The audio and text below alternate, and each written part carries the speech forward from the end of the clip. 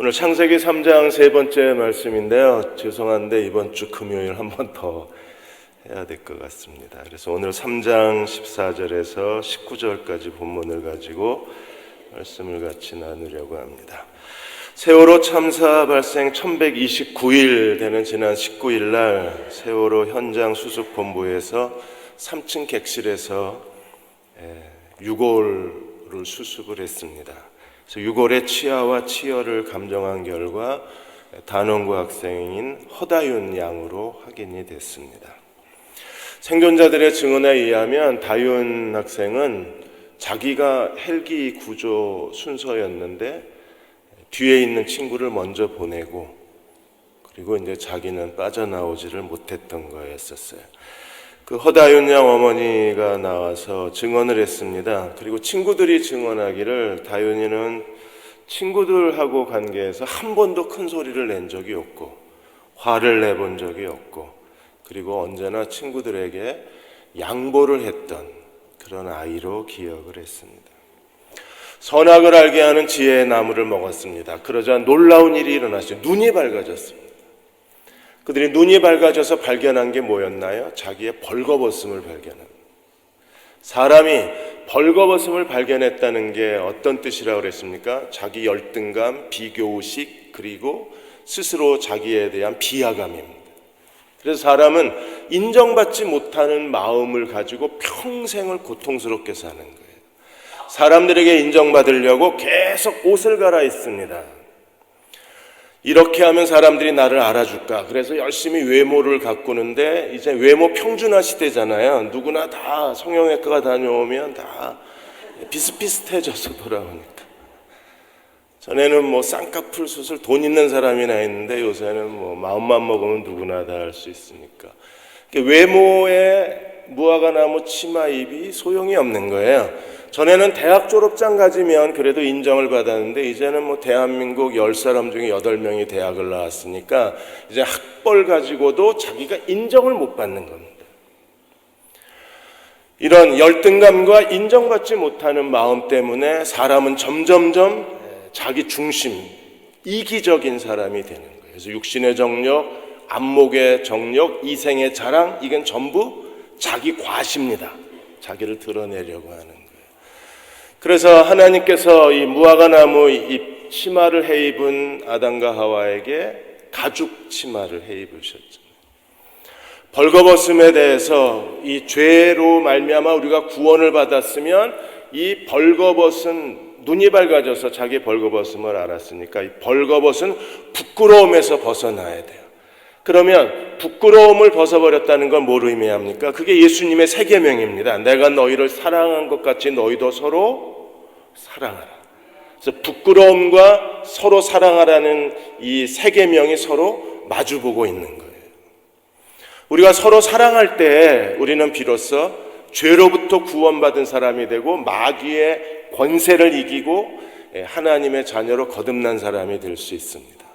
그러므로 벌거벗음의 부끄러움과 서로 살아가라는 세 계명의 두 개의 계명은 내가 나 중심의 사람으로 사는가 아니면 하나님 중심의 사람으로 사는가. 나는 내가 생명에 있는 사람인가 사망에 있는 사람인가. 내가 마귀의 자식인가 하나님의 자녀인가. 내가 하나님을 섬기는 사람인가 아니면 우상숭배 사람인가를 분별하는 절대적 기준이 예수님의 세 계명이 되는 거예요. 그래서 요한일서 3장 10절에 이러므로 하나님의 자녀들과 마귀의 자녀가 드러나나니 무릇 의를 행하지 아니하는 자나 그 형제를 사랑하지 아니하는 자는 하나님께 속하지 않았다. 하나님께 속하지 않았으면요 마귀에게 속한 거죠. 그래서 14절에 우리는 형제를 사랑함으로 사망에서 옮겨 생명으로 들어간 줄 알거니와 사랑하지 않으면 사망에 있습니다. 사망은 어디예요? 벌거벗음입니다. 사망은 죄입니다. 사망은 부끄러움입니다. 사망은 열등감입니다. 사망은 자기에 대한 욕심입니다. 그리고 사망은 교만입니다. 그래서 우리가 생명으로 옮긴 사람이라면 우리는 예수께서 우리에게 주신 새 계명에 순종하는 사람으로 살아가야만 돼요. 그래서 죄로 인한 벌거벗음에서 우리가 구원받고 자유를 얻었다. 그 사람은 어떻게 살아야 되는가? 서로 사랑하라는 새 계명의 사람으로 이 시대를 살아가는 거예요. 3장 14절에 19절까지는 이제 선악과를 먹은 그 죄로 인해서 하나님이 형벌을 주셨는데, 오늘 뱀과 여자와 그리고 아담이 하나님 앞에 형벌을 받습니다. 그런데 저주를 받은 사람은 뱀과 땅만 저주를 받아요. 하와와 아담은 저주를 받지 않습니다.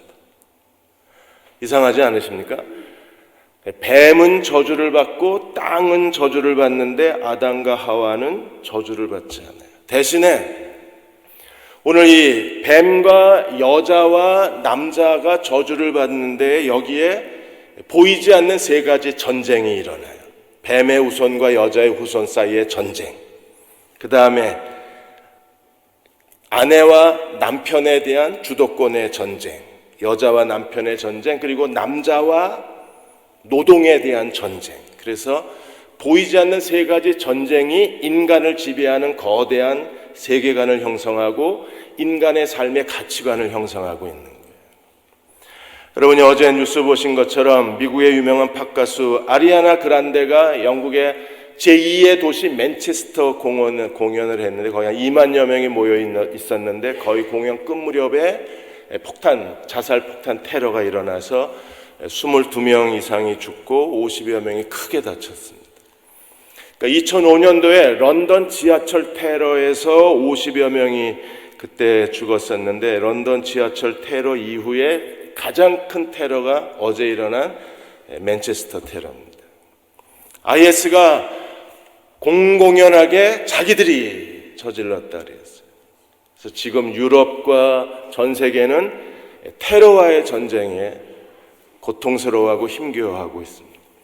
우리가 사는 이 죄의 세상은요, 이 세 가지 전쟁이 톱니바퀴처럼 맞물려서 인간의 삶을 이끌어가고 있는 거예요. 어떤 일이 일어났는가를 살펴보겠습니다. 먼저 3장 13절에서 15절까지는 뱀에 대한 하나님의 심판이 나옵니다. 뱀이 나를 유혹해서 내가 선악과를 먹었다고 하와가 솔직하게 고백을 하자 하나님께서 뱀을 저주하셨어요. 14절에 보시면 여호와 하나님이 뱀에게 이르시되 네가 이렇게 하였으니 어떻게 했어요? 하와를 유혹해서 꾀어서 선악과를 먹게 했습니다. 내가 이렇게 하였으니 내가 모든 가축과 들의 모든 짐승보다 더욱 저주를 받아 배로 다니고 살아있는 동안에 흙을 먹을지니라. 더욱 저주를 받는다. 하나님이 금지시킨 거예요. 하나님께서 뱀을 금지시켜서 어떻게 하셨습니까? 배로 다니게 만드셨어요. 그러니까 흙을 배로 끌고 다녀야 돼요. 그래서 배로 다니고 그 다음에 뭘 먹어요? 흙을 먹어요. 실제로 뱀이 흙을 먹지는 않습니다. 그런데 그 정도로 흙에서 벗어나지 못하는 거예요. 맨날 기어 다녀야 되고 흙 속에 사는 게 아니라 하나님이 지으신 모든 들짐승 가운데 가장 흙과 가까이 살아야 되니까. 그래서 하나님이 뱀에게 저주를 하셨습니다. 교활하다고 하는 히브리어의 단어가 아룸이라는 단어입니다. 그런데 하나님께서 금지시켰다는 단어가 아루루라는 단어예요. 그래서 하나님이 아룸, 교활한 뱀을 아루루 금지시키신 거예요. 뭘 금지시켰습니까? 걸어다녔는지 날아다녔는지 모르겠지만 어쨌든 뱀은 금지당하여서 배로 기어다니는 존재가 되어버렸습니다. 그리고 하나님이 15절에 이게 3장 15절이 최초의 복음 선언이라고 우리가 얘기합니다. 3장 15절에 뭐라 그랬어요? 내가 너로 여자와 원수가 되게 하고 내 후손도 여자의 후손과 원수가 되게 하리니 여자의 후손은 내 머리를 상하게 할 것이요 너는 그의 발꿈치를 상하게 할 것이라. 그래서 뱀은요 두 가지의 사이에 끼어 있어요. 하나는 흙에 끼어 있고 또 하나는 여자에 끼어 있어요. 그래서 뱀은 흙과 여자의 중간에 있는데 평생 흙에서 살아야 되고 흙에서 벗어나지 못하고 동시에 여자와 원수가 되는 거예요.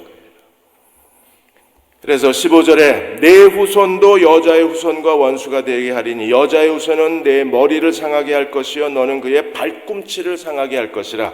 그래서 우리가 여자의 후손 그러면 누구라고 해석을 합니까?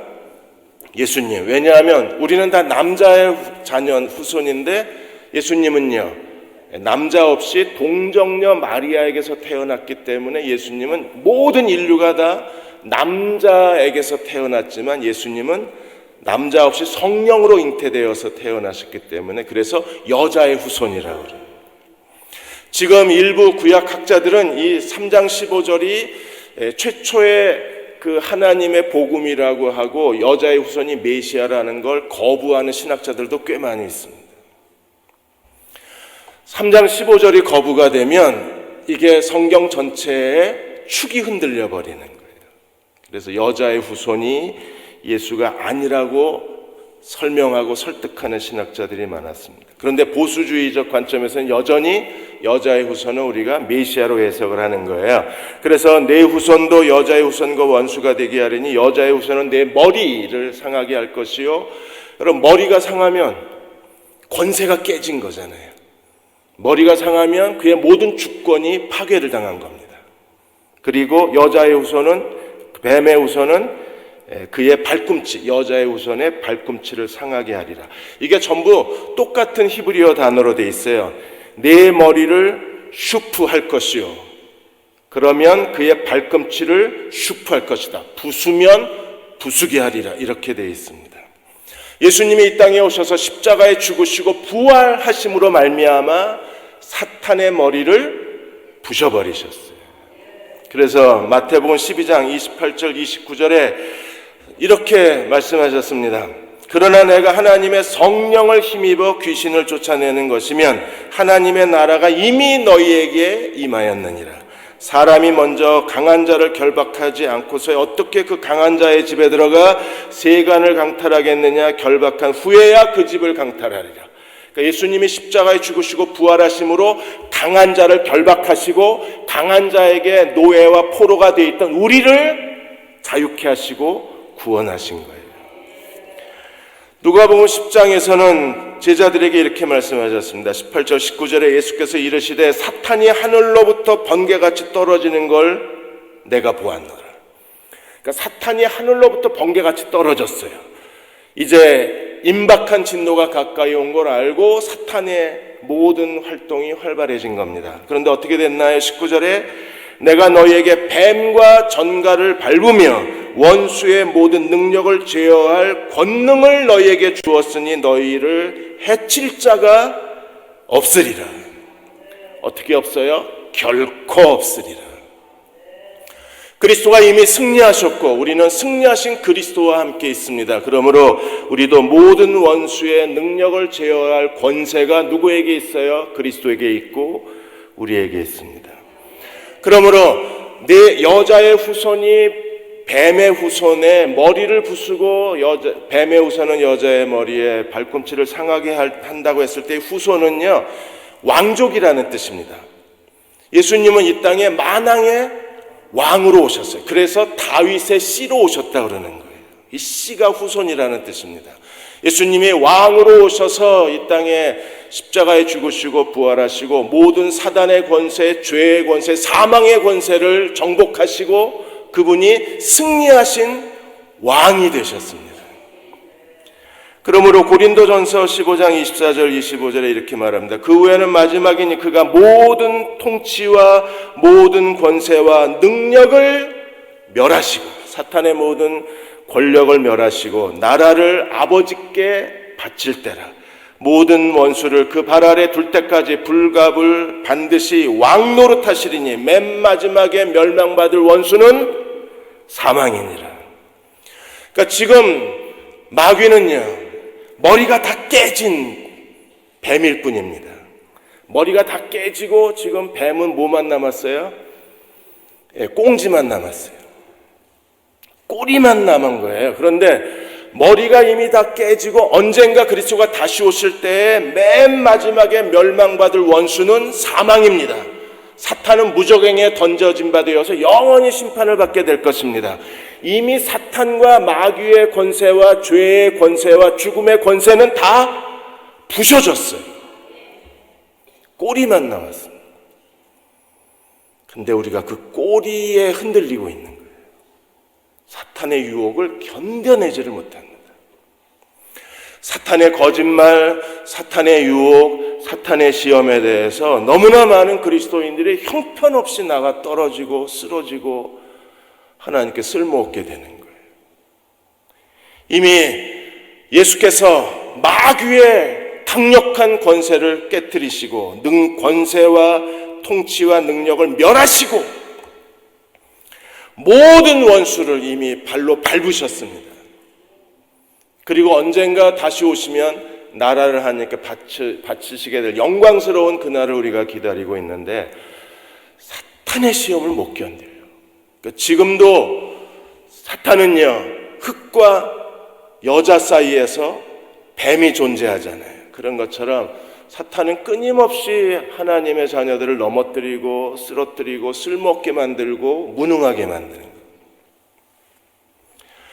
김인환 목사님이 영원히 잘 되는 집이라는 책에서 영국의 10대 변호사가 된 그 변호사의 이야기를 했습니다. 10대 끝 무렵에 변호사가 돼서 영국에서 이 10대가 변호사가 된 게 아주 굉장히 큰 사회적 충격이었었어요. 또 변호도 굉장히 유능하게 잘했습니다. 그래서 나중에는 큰 사건을 맡게 됐는데 아무래도 나이가 어리니까 사회적 경험이 없으니까 너무 큰 사건을 맡게 되고 스트레스에 빠졌다가 그 후에 정신착란 증세에 빠져요. 정신착란 증세에 빠지면서 이 변호사가 완전히 은둔 생활이 시작이 되고 자기 정죄가 시작이 됐습니다. 사탄이 그 틈을 안 놓치거든요. 그러니까 사탄이 들어와서 움켜쥔 거예요.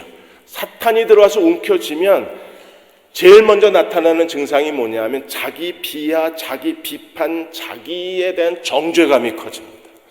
그래서 하루 종일 이 젊은이는 나는 더러운 인간이야, 나는 쓸모없는 인간이야, 나는 지저분한 인간이야, 나는 쓰레기 같은 인간이야, 계속 그 얘기를 합니다. 그걸 지켜보고 있던 몇몇 신실한 그리스도인들이 이 청년을 내버려 두면 완전히 그야말로 파멸에 이르게 될 것 같으니까, 그래서 같이 기도하면서 찾아가서 두 가지를 얘기했어요. 하나는요, 하나님이 당신을 사랑하고 계십니다.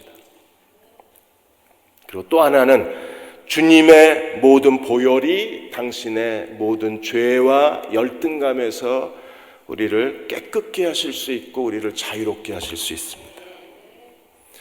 그래서 이분들이 계속 찾아가서 하나님이 당신을 사랑하십니다. 예수님의 보혈이 당신을 깨끗게 하실 수 있습니다.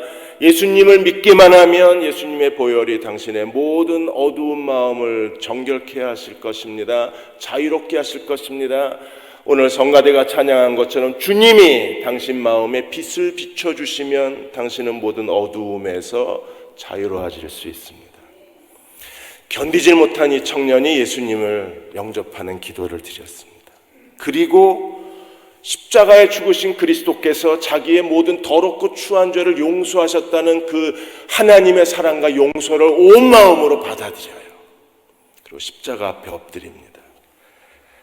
그는 진정으로 하나님의 사랑에 굴복당한 사람이 되고 예수님의 십자가의 보혈이 자기를 완전히 깨끗하게 씻었다는 것을 온몸으로 체험합니다. 여러분, 이 사람이 누굽니까? 그 유명한 윌리엄 카우퍼가 바로 이 사람이 10대 변호사가 된 사람이고, 이분이 지은 찬송가가 바로 샘물과 같은 보혈은 임마누엘 피로다. 이샘의 죄를 씻으면 정하게 된 이 찬송가를 작사하신 분이 바로 윌리엄 카우퍼예요.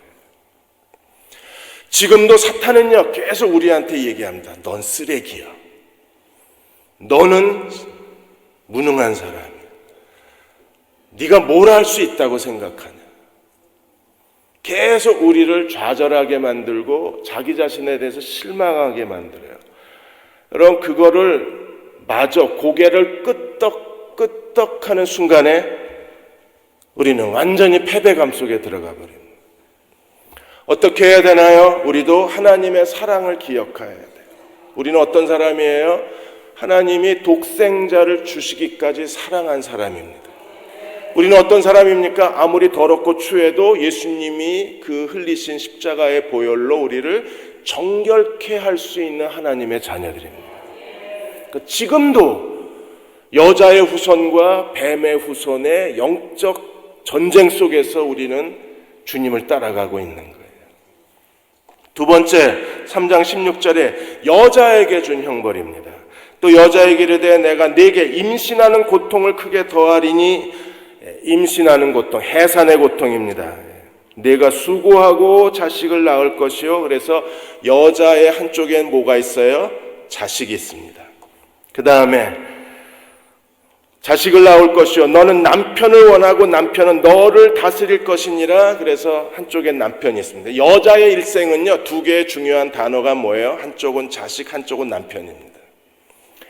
그리고 여자는요, 한쪽은 뱀. 왜냐하면 여자의 후손이 뱀의 후손과 원수가 되는 거니까. 한쪽엔 뱀이 있고 또 한쪽에는 남자가 있는 거예요. 그래서 뱀과 남자의 중간에 여자가 있고 여자의 양옆에는 자식과 남편이 있는 거예요.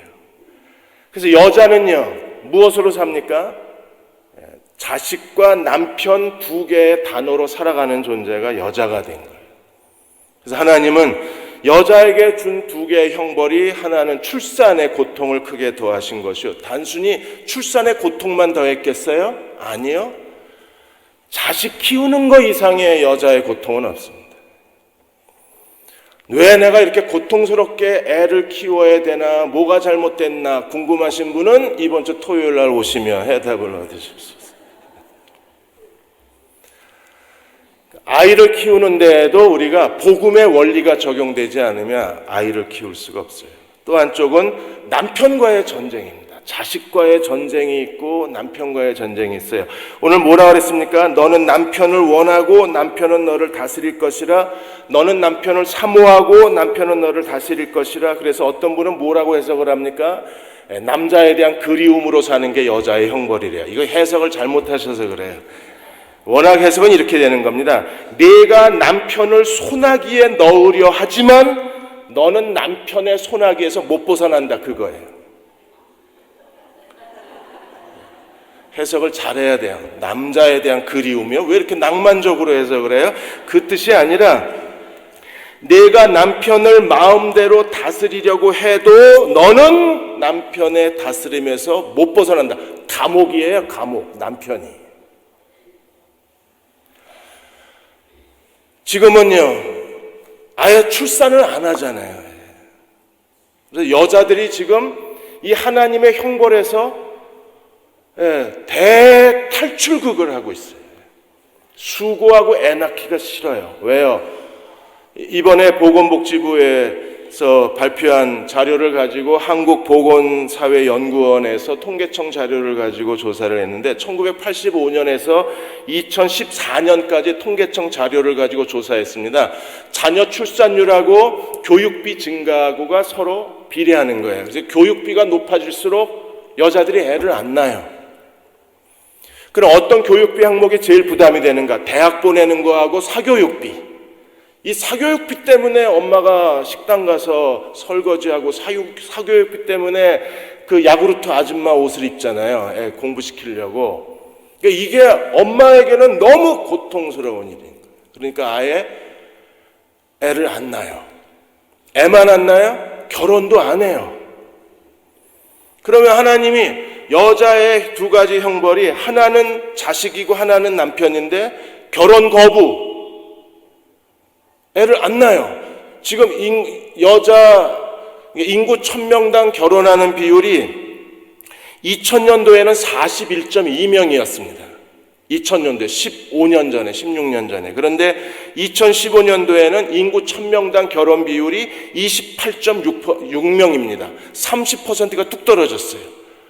그러니까 학력이 높을수록 더 결혼을 안 해요. 여러분, 결혼을 안 하면 남편이 없어요.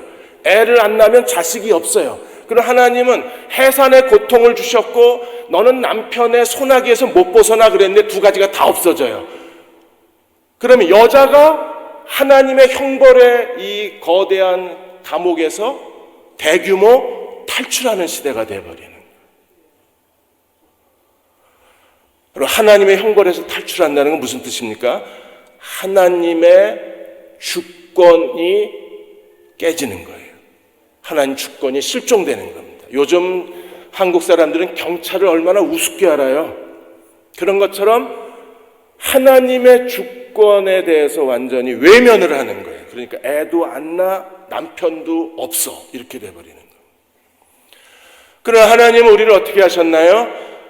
자녀와 남편의 두 가지, 이 두 단어가 여자의 인생에서 가장 중요한 단어잖아요.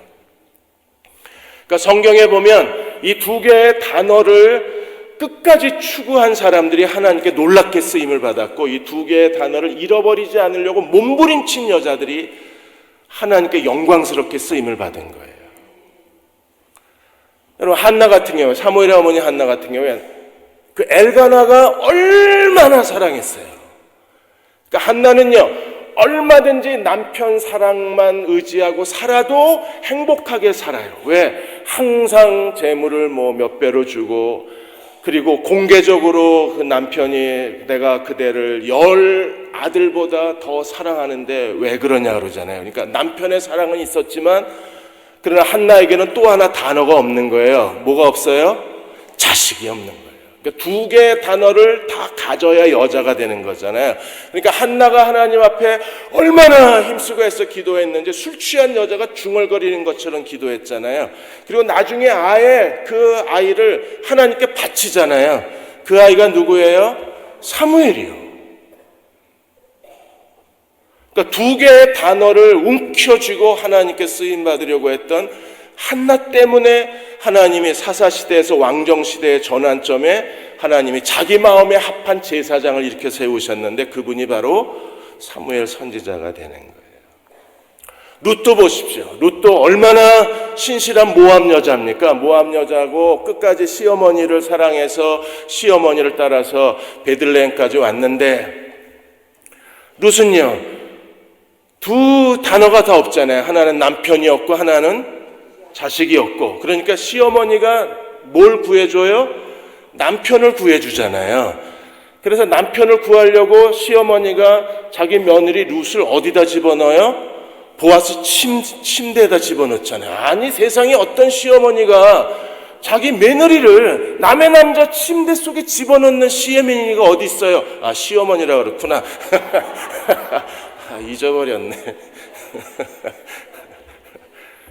농담한 겁니다. 그런데 그 결정적 행동 때문에 보아스가 룻을 자기가 기업 물을 자에 의무를 다하겠다 그래서 남편이 생겨요. 거기서 자식이 생겨요. 그 아들이 다윗의 할아버지입니다. 멋지지 않아요? 남편과 자식 두 개의 단어를 믿음으로 움켜쥔 게 이방 여자 모압. 보아스는 어디서 태어났어요? 기생 라합. 기생 라합도 이방 여자요. 모압 룻도 이방 여자요. 여자이고 싶은 거예요. 여자이고 싶은 거예요. 바세바 같은 경우에 다윗의 아내가 되어서 분명히 솔로몬을 이스라엘 왕으로 하나님 세우신다는 언약을 받았는데, 다윗이 늙어가지고 그냥 침대에 누워만 있고 아도니아가 반란을 일으켰는데도 그것도 모르고 그냥 침대에만 누워 있으니까 나단 선지자하고 밧세바가 들어가서 잠든 남편을 흔들어 깨웁니다. 그리고 솔로몬 즉위식을 다윗이 거행하게 만들어요. 이 사건으로 인해서 밧세바는요, 남편이 하나님의 언약의 의무를 다 이행하게 하고 솔로몬을 하나님의 언약의 자리에 세워요. 그래서 남편과 아들을, 다윗과 솔로몬을 믿음의 손으로 잡아서 하나님의 구속사의 자리에다 세워놓습니다. 이게 여자예요. 이런 분들이 있었기 때문에 하나님의 구속사가 여기까지 흘러나올 수 있었던 겁니다. 그런데 지금 젊은이들은요, 그냥 어디서든지 어떤 성적 욕구는 해결할 수 있으니까 결혼이 필요 없다 그러고, 이제 교육비가 많으니까 애 안 낳겠다 그러고, 이래서 남편과 자녀라고 하는 이 하나님이 여자에게 주신 두 개의 단어가 다 사라져버린 거예요. 오늘 16절에 너는 남편을 원하고 라고 했을 때 히브리어 원문에 이 여자가 남편에게 갖는 욕망은 마치 4장 7절에서 가인이 죄에 대하여 갖는 욕망보다 크다 그랬습니다. 여자가 남편에 대해서 어떤 욕망을 가져요? 남편 위에 지배하고 남편 위에 군림하고 남편의 독재자가 되려고 합니다. 이게 3장 16절에 여자의 후손은 뱀의 후손의 머리를 부수고 그 다음에 뱀은 여자의 발꿈치를 문다 그랬는데 남편과 아내가 서로 머리를 부셔버리려고 그래요. 그리고 서로 발꿈치를 물려고 그럽니다. 그러니까 정말 무서운 거예요. 그런데 죄가 있는 남편에 대해서 우리가 이렇게 그 위에 군림하려고 하지만 오히려 결과는 어떻게 됩니까? 죄 있는 남편의 지배를 받는 존재가 아내가 된다는 거예요. 그래서 서로가 서로의 주도권을 가지고 맹렬하게 싸우는 게 남편과 아내의 삶의 현장이는.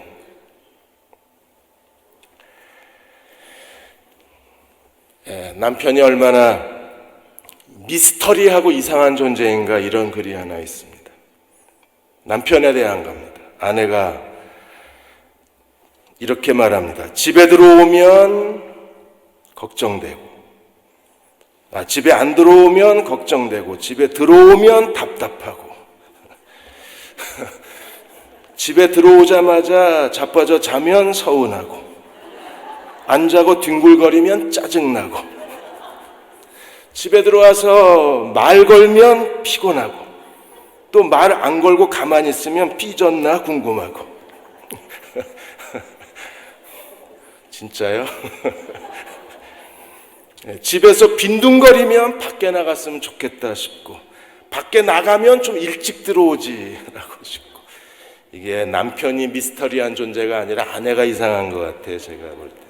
집에 늦게 들어오면 열을 받고, 일찍 들어오면 괜히 불편하고 신경 쓰이고. 여러분, 아내가 이상한 거예요. 남편이 이상한 게 아니고. 왜 이래요? 이게 주도권 싸움이에요. 주도권 싸움. 우리는 어떻게 해야 됩니까? 서로 우리가 남편과 아내의 이 관계를 가지고 예수님이 설명하신 게 그리스도와 교회의 관계를 설명하셨잖아요. 그러니까 남편은 그리스도가 교회에게 한 것처럼 사랑하고, 아내는 교회가 그리스도에게 한 것처럼 좋은 파트너가 되고, 그렇게 되면 가장 이상적인 건데, 이걸 사람의 의지와 노력으로는 안 되는 거예요. 그래서 고린도후서 4장 7절에 우리가 이 보배를 질그릇에 가졌으니 이는 능력의 심이 큰 것이 하나님께 있고 우리에게 있지 아니함을 알게 하려 함이라. 이게 하나님께 있지, 남편이 아내를 자기 몸처럼 사랑하는 건 하나님께 있는 거지 사람이 할 수 있는 게 아니에요. 아내가 교회가 그리스도께 하듯이 남편의 좋은 파트너가 되어서 남편의 길을 인도하는, 남편을 돕는 배필이 될 수 있는 것은 사람이 할 수 있는 일이 아니라 하나님의 능력으로만 가능한 일이에요. 제가 지난번 결혼식에 가서 결혼하는 신랑 신부에게 행복한 부부의 비결에 대한 이야기를 했습니다. 이게 미국에서 행복한 부부라고 인정된 사람들이 어떻게 행복한 결혼 생활을 했나의 비결을 정리한 걸 이제 신랑 신부에게 전해 주었어요. 제가 전해 주면서도 속으로는 이게 사람의 의지로는 안 되는데 믿음으로만 되는데, 그래서 나중에 제가 믿음으로만 되니까 하나님을 잘 의지하라 그랬어요. 첫째가 뭐냐 하면, 파트너가 내 마음을, 내 기분을 다 이해할 거라고 절대 생각하지 말라. 남편이 알겠지, 아내가 알겠지, 몰라요. 절대 모릅니다. 무슨 우리가 신이에요, 알게? 그러니까 서로 자기 감정이 어떤지, 자기가 뭘 생각하고 있는지, 지금 기분이 어떤지 상대방에게 정확하게 얘기를 해야 상대방이 알지. 알아주겠지. 날 사랑하니까 알아줄 거야. 모릅니다. 40년을 살았는데 이제는 알겠지. 모릅니다. 절대 모릅니다. 반드시 말을 하셔야 돼요. 말 안 해도 알아야 되잖아. 모릅니다. 기대하지 마십시오. 그 기대감 때문에 계속 싸워요, 부부가. 절대 모릅니다. 우리는 신이 아닙니다. 말을 해. 그래야 알아요. 말을 해주세요. 두 번째는 서로 경쟁하지 마십시오. 오늘 설거지는 누가 더 많이 했네, 청소는 누가 더 많이 했네, 돈은 누가 더 많이 벌어오네, 우리의 관계가 이렇게 정말 힘든 관계가 된 거는 누구 때문에 이렇게 관계가 힘들어졌네. 절대로 경쟁하지 마십시오. 우리는 함께 살아야 될 사람이지 경쟁해야 될 사람이 아닌 거예요. 세 번째는 절대 서로의 잔소리를 무시하지 마십시오. 잔소리하는 건 이미 상대방이 서운하다는 거예요. 뭔가 잘못돼 있는 거예요. 그 잘못된 걸 그냥 잔소리처럼 말하는 거예요. 그러면 잔소리에 진심이 담겨져 있기 때문에 잔소리를 잘 들어야 서로를 이해시켜 줄 수 있어요. 잔소리를 함부로 대하고 잔소리에 대해서 무시하면 상대방은요, 자기가 무시당했다고 생각합니다. 아니, 나는 당신 잔소리가 시끄러웠을 뿐이야. 그런데 그건 네가 시끄러워. 그 소리하고 똑같은 거예요. 절대로 상대방의 잔소리를 무시하시면 안 됩니다. 마지막은요, 자기 할 일은 자기가 해야 돼요. 내가 일 시키려고 결혼한 게 아니잖아요. 그래서 남편이 해야 될 일, 아내가 해야 될 일을 서로 잘 구분을 해서 자기 할 일을 자기가 해야지. 그렇지 않으면 내가 무슨 여자 입에서 내가 당신 배출부야! 이 소리 나오면 내가 일을 시키고 있는 거예요. 내가 무슨 돈 벌어다 주는 기계냐? 이러면 이제 일을 시키고 있는 거예요. 서로의 마음속에 그런 서운함이 없도록 잘 채워줘야 되는데 이게 안 됩니다. 그래서 우리에게 뭐가 필요해요? 능력의 힘이 큰 것이 하나님께 있고 우리에게 없다는 걸 인정을 해야 돼요. 그래서 성화가 돼야만 좋은 아내, 좋은 남편이 돼요. 그리고 성화가 돼야만 좋은 부모가 될 수 있어요. 여자는요, 웨스트맨이 말한 것처럼 여자는 엄마와 아내 두 개가 가장 중요하잖아요. 그리고 엄마와 아내 이 자리에서 자기의 행복과 명예와 기쁨을 얻어야 되잖아요. 그런데 아내와 엄마의 자리에서 행복과 기쁨을 얻지 못하고 이게 고통이 되고 짐이 되고 자기 모욕이 되면 여자는 견디질 못합니다. 그래서 우리가 더 하나님 앞에 무릎을 꿇어야 되는 이유가 거기 있어요. 아내의 자리가 행복의 자리여야 되는데 이게 모욕의 자리가 되면 어떻게 견디겠어요? 자녀의 자리가 내 기쁨의 자리여야 되는데 자녀의 자리가 내게 무거운 인생의 짐이 되어버리면 이거 어떻게 견디겠어요? 그래서 여자에게 있어서 가장 중요한 아내와 엄마라는 이 두 자리를 우리가 믿음으로 지켜가야 되는 거예요. 마지막으로 남자는요, 17절에 19절까지 정확하게 벨이 울리네요. 빨리 끝내겠습니다. 남자에게는요, 먹는다라는 게 아주 중요한 형벌입니다. 그래서 17, 19절까지 먹는다라는 말이 5번이나 나와요. 그러니까 남자하고 뱀에게 내려진 벌이 똑같아요. 뱀은 흙을 먹고 남자는 식물을 먹어야 되는데 이 식물을 먹기 위해서는 남자는 어떻게 해야 되나요? 17절에 수고해야 되고 19절에 땀을 흘려야 됩니다. 남자는 평생 노동을 통해서 식물을 먹을 것을 얻어야 되고 먹을 것을 얻는 것이 남자에게 주어진 형벌이 된다고 했습니다. 남자의 운명은 크게 두 가지입니다. 하나는요, 먹을 것을 얻고 가족을 돌볼 그런 수고를 해야 되고, 그래서 수고와 땀을 남자의 존재 가치가 있고, 또 하나는 내가 19절에 보시면 너는 흙이니 흙으로 돌아갈 것이라. 그래서 결국에 흙으로 평생을 살다가 어디로 돌아가요? 흙으로 가요. 그래서 남자의 일생은 흙으로 시작해서 흙에서 살다가 흙으로. 그래서 남자는 흙이에요. 흙. 그러니까 남자는 평생, 뱀도 평생 흙을 먹고 다니고 흙을 기어다니고, 남자도 평생 흙에서 씨름해야 되고 흙에서 수고해야 되다가 평생을 흙으로 살다가 흙으로 돌아가고. 그러니까 뱀에게 준 저주하고 남자가 받는 저주가 비슷해요. 둘 다 흙의 관계가 돼 있고, 더군다나 하나님이 뱀을 저주하시고 그 다음에 땅을 저주하시고, 저주받은 게 딱 두 가지입니다. 뱀과 흙이 저주를 받은 거예요. 자, 17절에 아담에게 이르시되 네가 내 아내의 말을 듣고 내가 네게 먹지 말라 나무의 열매를 먹었은즉 땅은 너로 말미암아 뭘 받고? 저주를 받고 너는 평생에 뭐 해야만, 수고해야만 그 소산을 먹을 것이라. 왜요? 땅이 저주를 받았기 때문에 18절에 땅이, 저주받은 땅이 내게 가시덤불과 엉겅퀴를 낼 것이라. 그러니까 얼마나 농사가 힘들겠어요. 가시덤불과 엉겅퀴를 낼 것이라. 내가 먹을 것은 밭에 채.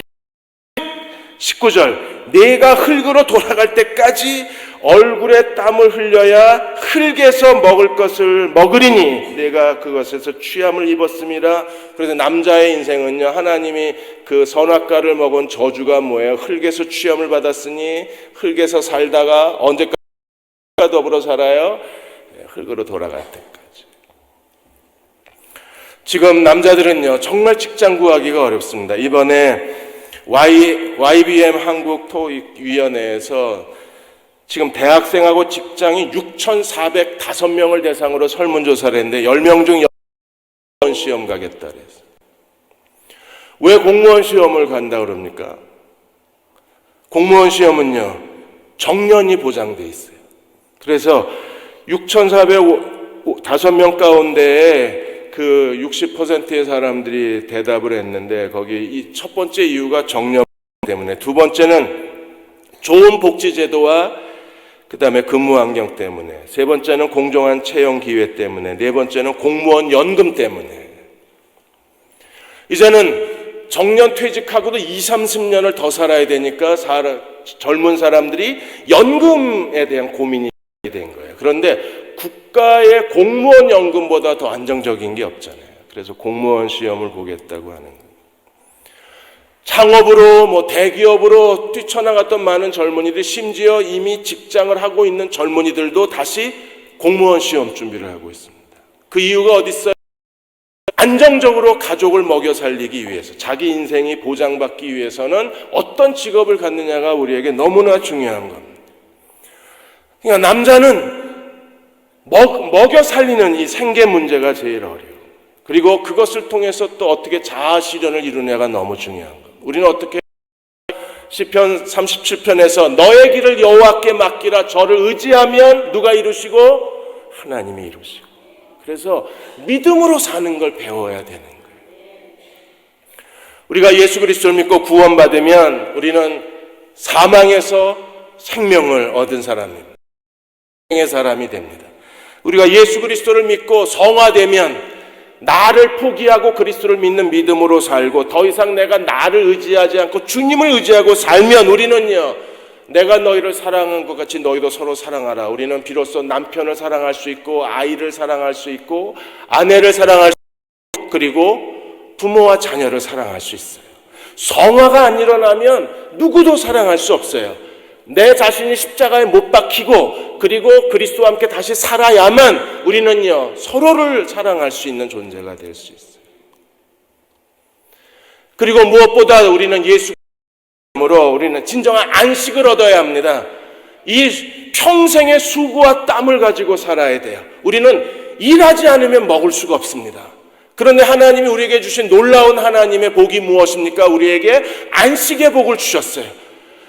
우리가 주님을 의지하면 주님께서 우리를 대신하여 일하고 계신 겁니다. 그러므로 우리가 어떻게 살아야 되나, 무엇을 먹고 살아야 되나, 내가 어떤 일을 해야 되나, 우리의 길을 인도하시고 우리의 삶의 계획을 갖고 계시고 우리가 원하는 것을 성취하실 분은 누구십니까? 내 안에 계신 그리스도이신 거예요. 최경주 골프 선수가 가장 자기 인생에서 가장 감격스러운 순간이 그 타이거 우즈가 주최했던 AT&T 대회에서 우승했을 때라 그랬습니다. 전날 밤에 두려워서 잠을 못 이루고 내일 시합이 어떻게 해야 되나 그래서 마음에 고민을 하고 있었는데 아내가 그 최경주 선수한테 질문을 했습니다. 당신 우승하면 하나님께 무엇을 드릴 거냐고. 우승이라는 단어 자체가 너무나 부담스러운 단어였었어요. 나는 우승에 대해서 너무 두렵고 내일 시합에서 어떤 결과가 나올지 너무 염려가 된다 그러니까 아내가 요한복음 16절을 주었습니다. 그리고 같이 읽었어요. 거기 이렇게 되어 있습니다. 너희가 나를 택한 것이 아니요 내가 너희를 택하여 세웠나니 이는 너희로 가서 열매를 맺게 하려 함이라.